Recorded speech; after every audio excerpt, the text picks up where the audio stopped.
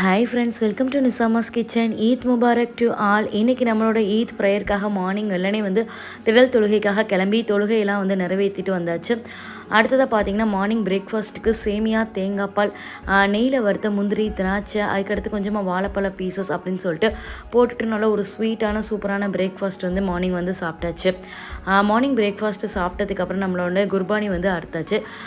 குர்பானி அறுத்துட்டு பார்த்திங்கன்னா அது எப்போவுமே 3 பங்காக நம்ம பிரிச்சுருவோம். ஒரு பங்கு பார்த்திங்கன்னா வீட்டுக்காக, இன்னொரு பங்கு உறவினர்களுக்காக, இன்னொரு பங்கு பார்த்திங்கன்னா ஏழைகளுக்காக அப்படின்னு சொல்லிட்டு 3 பங்காக பிரித்து எடுத்து வச்சுருக்கோம். இதில் நம்ம ஈரல்லாம் பொரிச்சு எடுத்துடலாம் அப்படின்னு சொல்லிட்டு ஈரல் எடுத்து வச்சுருக்கோம். அதில் உப்பு, மஞ்சத்தூள், மிளகாத்தூள், கரம் மசாலா தூள், இஞ்சி பேஸ்ட்டு, மிளகுத்தூள் எல்லாமே சேர்த்துட்டு அடுப்பை ஆன் பண்ணி குக்கர் வச்சுட்டு எண்ணெய் காஞ்செண்ணெய் இந்த ஈரல்லாம் சேர்த்து அது ஒரு பக்கம் நம்ம பொரித்து எடுத்து வச்சுக்கலாம். அடுத்ததாக பார்த்திங்கன்னா பிரியாணி நம்ம தாளிச்சிடலாம் அப்படின்னு சொல்லிட்டோம்.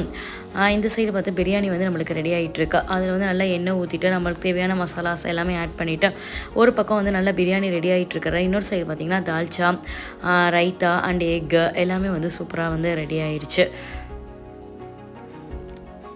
இந்த மாதிரி எல்லாம் ரெடி ஆனதுக்கப்புறம் பிரியாணி பார்த்திங்கன்னா சூப்பராக தம் ஆகி ரெடி ஆகிடுச்சு. பிரியாணி நம்ம எடுத்து வச்சுக்கலாம். ஸோ இன்றைக்கி ஈத் இப்படி தான் போச்சு.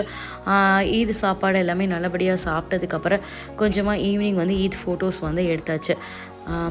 நம்ம நிசாமா கிச்சன் சேனலை இன்னும் சப்ஸ்கிரைப் பண்ணாதவங்க மறக்காமல் சப்ஸ்கிரைப் பண்ணுங்கள். தேங்க்ஸ் ஃபார் வாட்சிங்.